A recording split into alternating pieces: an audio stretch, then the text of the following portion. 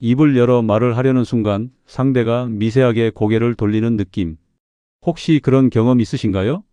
아, 또 내 입에서 냄새가 나나?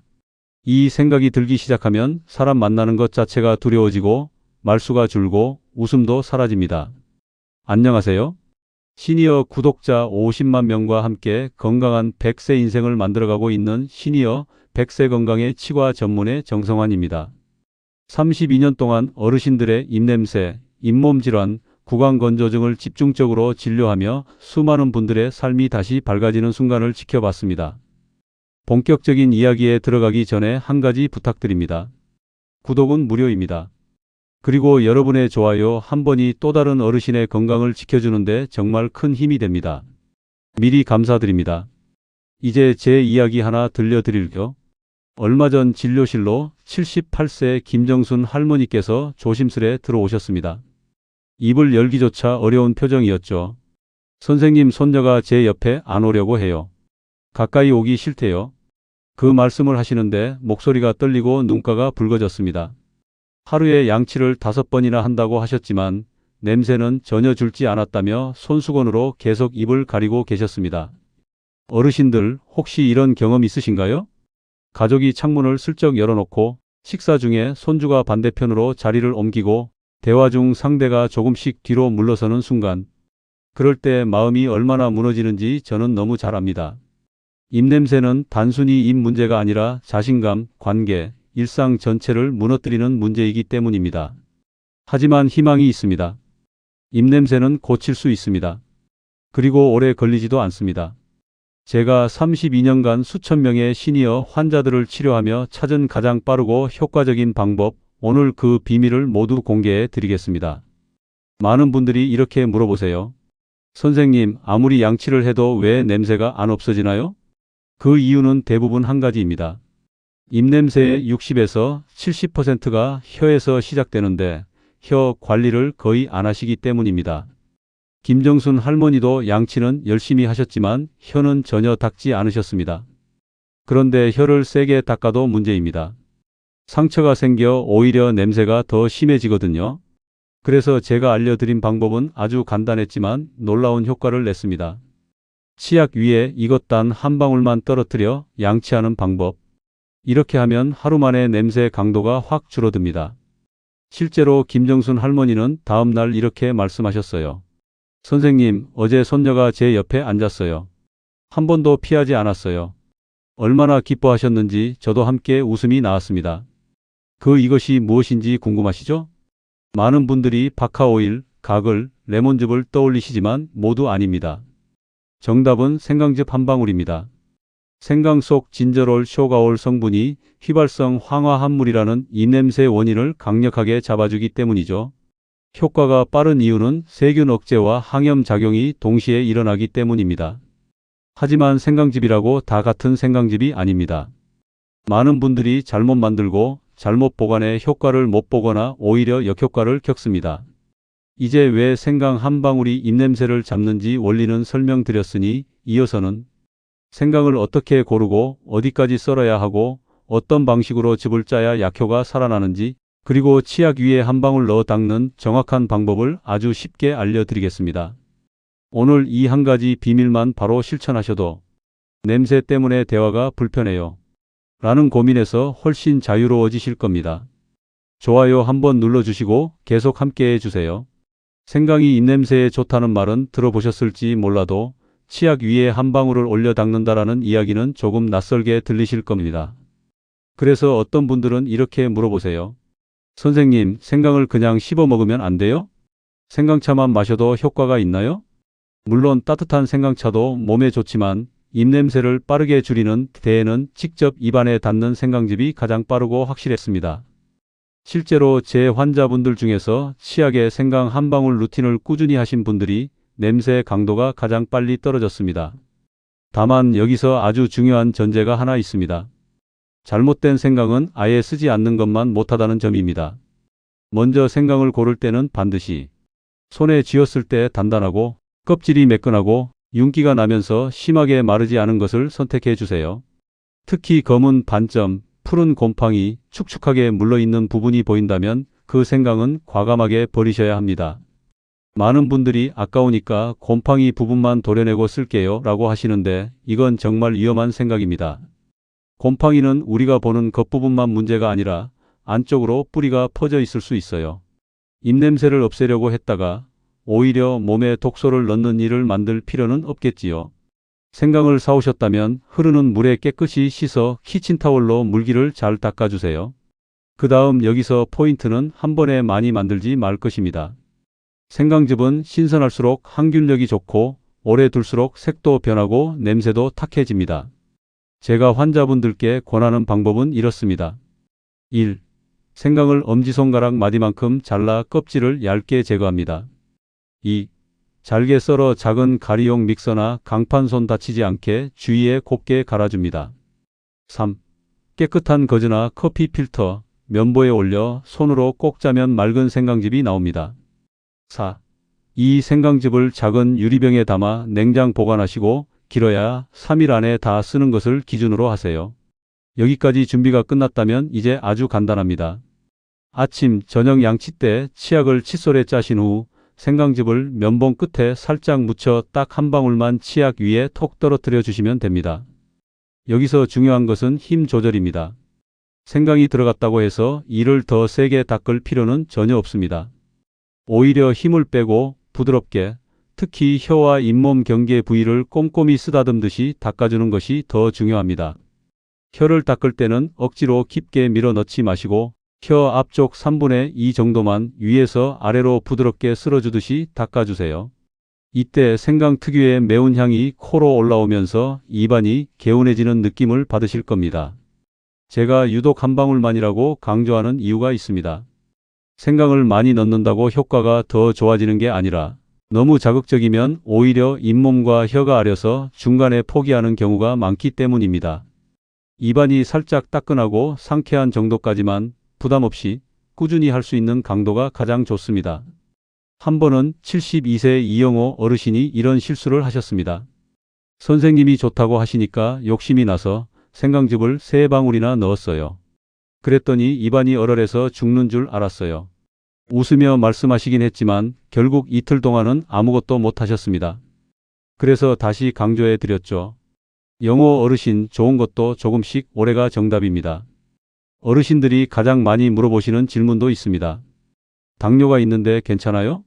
위가 약한데 생강이 더 자극되지 않을까요? 생강은 소량일 때 대부분 안전하지만 위계 심하게 약하신 분, 담낭 수술을 받으신 분, 출혈성 질환이 있으신 분은 무리하지 마시고 꼭 주치의와 상의하시거나 생강 농도를 더 묽게 시작하시는 걸 권해드립니다.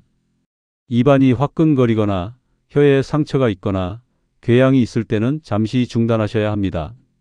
이렇게 준비한 생강 한 방울 루틴을 정확히 3일만 해보시면 아침에 일어났을 때 느껴지던 텁텁함, 마스크 안에서 스스로 맡던 그 불쾌한 냄새가 확실히 옅어지는 걸 느끼실 가능성이 큽니다.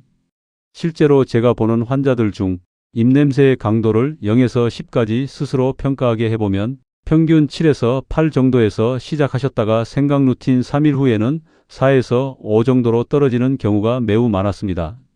완전히 사라지는 것은 시간과 생활 습관이 더 필요하지만 이 정도만 되어도 일상이 훨씬 편안해집니다. 이제 생강 한 방울의 힘이 어느 정도인지 감이 오시나요? 이어지는 내용에서는 생강 한 방울 루틴에 더해 침 분비를 살리고 혀, 백태를 줄여주는 하루 입냄새 관리 루틴을 아침, 점심, 저녁으로 나누어 구체적으로 안내해 드리겠습니다. 천천히 따라오시기만 해도 가족과의 거리가 다시 가까워지는 걸 느끼실 수 있을 겁니다. 입냄새는 단순히 입안에 문제가 있어서 나는 게 아닙니다. 제가 수천 명의 환자를 진료하면서 내린 결론은 아주 명확했습니다. 입냄새는 하나의 원인이 아니라 여러 개의 작은 원인이 동시에 겹쳐져 만들어진다는 것입니다. 그래서 생강 한 방울 루틴으로 빠르게 좋아지더라도 어떤 분들은 금방 다시 냄새가 올라옵니다. 왜 그럴까요? 예를 하나 들어보겠습니다. 82세 김영호 어르신은 생강즙을 쓰고 하루 만에 냄새가 확 줄어 큰 감동을 받으셨습니다. 그런데 4일째 되는 날 다시 냄새가 올라왔습니다. 이유를 확인해 보니 점심을 대충 허겁지겁 드시고 나서 물 한 모금도 마시지 않고 코가 막혀 입으로 숨을 쉬며 오후 내내 일하셨던 겁니다.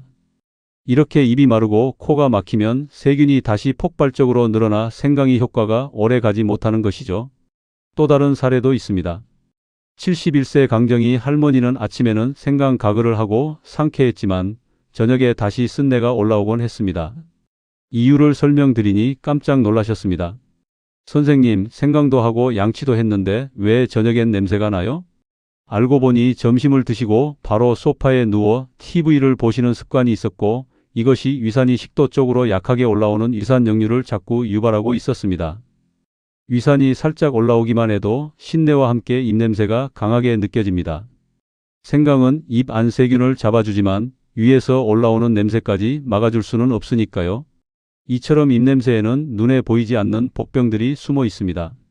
그래서 저는 환자들에게 생강 한 방울 루틴과 함께 하루 관리 루틴을 꼭 같이 안내합니다.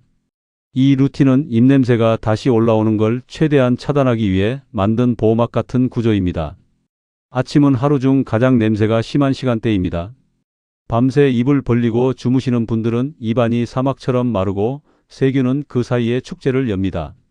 그래서 김정순 할머니에게도 일어나자마자 물이 아니라 생강물로 먼저 가글하세요 라고 했습니다. 그랬더니 딱 일주일 후 이런 말씀을 하셨죠. 선생님, 아침 입냄새가 절반 이상 줄었어요. 손녀가 아침에 제 옆에 앉아서 TV 보다가 머리를 제 어깨에 기대더라고요. 그 한마디가 얼마나 뭉클했던지 모릅니다. 점심시간은 냄새가 다시 올라오는 구간입니다. 82세 오용철 어르신은 평소에는 괜찮다가 점심을 먹고 나면 입냄새가 심해진다며 고개를 숙이셨습니다. 제가 작은 물병에 생강물을 담아 다니라고 조언해 드렸더니 그 다음 주에 이렇게 말씀하시더군요.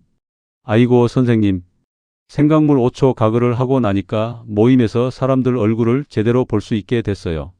예전에는 식사만 하면 말하는 게 힘들었거든요. 생강물은 향으로 냄새를 가리는 것이 아니라 냄새를 만드는 세균 활동 자체를 줄여주는 원리라서 외출 시에도 효과가 빠릅니다. 그리고 하루 중 가장 중요한 시간이 바로 저녁입니다. 이때 혀 백태가 가장 많이 쌓이기 때문입니다. 75세 이정희 할머니는 혀 백태 때문에 늘 아침마다 쓴내가 올라온다고 하셨습니다. 그래서 자일리톨 가루 반 스푼을 혀에 녹이는 루틴을 알려드렸죠. 5분 동안 천천히 녹이며 TV를 보시기만 하면 됩니다. 일주일 뒤 할머니는 선생님, 자고 일어나면 혀 색이 예전보다 하얗지 않아요. 입냄새도 확 줄었어요. 라고 하셨습니다. 제가 왜 이 이야기를 드리냐면 입냄새는 하루의 작은 선택들이 모여 만들어지는 문제이기 때문입니다. 생강 한 방울이 불을 꺼주는 소화기라면 하루 관리 루틴은 불이 다시 붙지 않게 하는 예방막이라고 할 수 있습니다. 이제 생강과 자일리톨을 사용한 하루 루틴까지 이해하셨다면 이어지는 내용에서는 제가 실제 환자분들께 적용해 가장 높은 성공률을 보였던 입냄새 2주 완전 개선 프로그램을 단계별로 공개해 드리겠습니다. 이 프로그램은 10년 넘게 냄새로 고생한 분들도 단 2주 만에 눈에 띄는 변화를 경험했던 매우 강력한 방식입니다. 입냄새로 고생하는 분들 중에는 이걸로 평생 해결될까? 하는 불안이 남아있는 경우가 많습니다. 특히 냄새가 오랫동안 지속됐던 분들은 하루 좋아졌다가 다음날 다시 냄새가 올라오면 희망과 실망을 반복하시죠. 그래서 저는 이런 분들에게 단순한 생활 팁이 아닌 딱 2주 동안 따라 하기만 하면 확실한 변화를 느낄 수 있는 프로그램을 만들어 드렸습니다.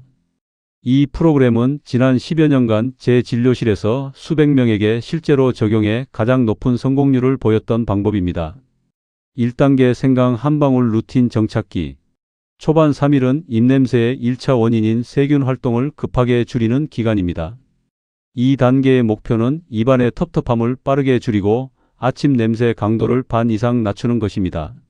이 시기에는 생강즙을 사용할 때 점성이 너무 진하면 오히려 자극이 될 수 있으므로 생강즙을 만들 때 물 12스푼을 추가해 농도를 조금 부드럽게 조절합니다. 그 다음 치약 위에 한 방울을 떨어뜨려 양치해 주세요. 한 번은 79세 박영철 어르신이 첫날만 실천하고 바로 다음날 저에게 전화를 걸어 오셨습니다. 선생님, 이게 농담이 아니라 정말 냄새가 반으로 줄었어요. 손녀가 오늘은 냄새 안 나라고 말하더라고요. 이처럼 13일 차에는 변화가 가장 빠르게 나타납니다. 아침 생강물 가글, 점심 5초 생강 가글, 저녁 생강양치만 유지해도 냄새가 뚜렷하게 안정됩니다. 2단계 혀 백태 집중 감소기. 입냄새가 어느 정도 줄었더라도 혀 백태가 두꺼우면 냄새는 다시 올라옵니다. 그래서 4일차부터는 혀 백태를 줄이는 저녁 자일리톨 루틴을 본격적으로 적용합니다. 76세 김정순 할머니는 2단계에서 가장 극적인 변화를 경험하신 분입니다. 선생님, 혀를 거울로 봤는데 예전에는 누렇게 돼 있던 게 이제는 반은 사라졌어요. 남편이 요즘은 냄새 하나도 안 난다며 웃어주네요. 이 말을 듣고 저는 너무 기뻐서 그날따라 진료가 가볍게 느껴졌습니다. 이 시기에는 자일리톨을 혀 위에 5분 녹이는 루틴이 특히 중요합니다. 혀 표면에 세균이 자일리톨을 먹기만 하고 에너지를 만들지 못하는 상황이 반복되면 혀 백태는 자연스럽게 얇아지고 냄새도 크게 약해집니다. 3단계 입냄새 재발 차단기. 2단계는 많은 분들이 특히 고마워했던 구간입니다. 왜냐하면 생강이나 자일리톨로 냄새를 줄였어도 재발을 막지 못하면 다시 예전으로 돌아가기 때문입니다. 8에서 10일차에는 입냄새를 악화시키는 3가지 복병 즉 위산역류, 구강건조, 코막힘을 집중적으로 조절합니다. 예를 들어 82세 오용철 어르신은 점심 후에 누워 쉬는 습관 때문에 위산이 자꾸 올라와 생강의 효과가 저녁에 다 사라지곤 했습니다. 그래서 8일차부터는 점심 식후 30에서 40분 동안만 가볍게 산책을 하도록 조언해 드렸습니다. 일주일 뒤 오신 어르신의 첫마디는 이랬습니다. 선생님, 이제 저녁에도 냄새가 거의 안 올라와요. 아내가 저랑 붙어 앉더라고요. 구강 건조가 심한 분들은 취침 전 미지근한 물 반 컵을 천천히 마시는 작은 습관을 추가합니다. 비염이 있는 분들은 잠들기 전 생리식염수 한 번으로 코막힘을 줄이는 방식을 넣습니다. 이 작은 조치들이 냄새의 재발을 확실하게 막아줍니다. 여기까지 따라오셨다면 이제 2주 프로그램의 절반을 훌쩍 넘으셨습니다. 이어지는 다음 단계에서는 가장 강력한 변화가 나타나는 10일에서 14일차 완성기를 안내해 드리겠습니다. 이 구간에서 많은 환자분들이 나는 이제 냄새 걱정 없이 사람을 만날 수 있겠다라고 말하며 삶이 달라졌다던 바로 그 마지막 단계입니다. 입냄새 치료에서 가장 감동적인 변화가 나타나는 시점이 바로 10일에서 14일 차입니다. 이 구간을 저는 완성기라고 부릅니다. 앞선 단계에서 생강으로 세균 활동을 줄이고 자일리톨로 혀 백태를 부드럽게 제거하고 위산건조 코막힘까지 조절했다면 이제는 입냄새가 다시 올라오지 않도록 몸 전체의 균형을 안정시키는 시간입니다. 이 시기의 목표는 단순합니다. 냄새가 없어지는 것에서 한 단계 더 나아가 다시는 냄새가 쉽게 생기지 않는 상태로 만드는 것입니다. 11일차부터 저는 환자분들에게 한 가지 새로운 루틴을 추가합니다. 바로 저녁 5분 혀 스트레칭 루틴입니다. 처음 들으면 다들 웃으시지만 실제 효과는 매우 뛰어납니다. 혀 근육의 긴장을 풀어주면 침 분비가 늘고 혀 표면의 혈류가 좋아져 백태가 훨씬 덜 생기기 때문입니다. 방법은 아주 간단합니다. 혀를 입천장에 가볍게 눌러 3초 유지. 아래 잇몸 뒤쪽에 눌러 3초 유지. 왼쪽 볼 쪽으로 밀어 3초. 오른쪽 볼 쪽으로 밀어 3초. 이걸 5분만 반복하면 됩니다. 어르신들도 쉽게 따라 하실 수 있고 침 분비가 눈에 띄게 늘어 입안이 훨씬 덜 마릅니다.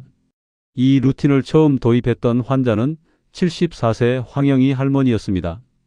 할머니는 밤마다 입이 바싹 마르면서 다음날 아침 심한 냄새로 고생하셨죠.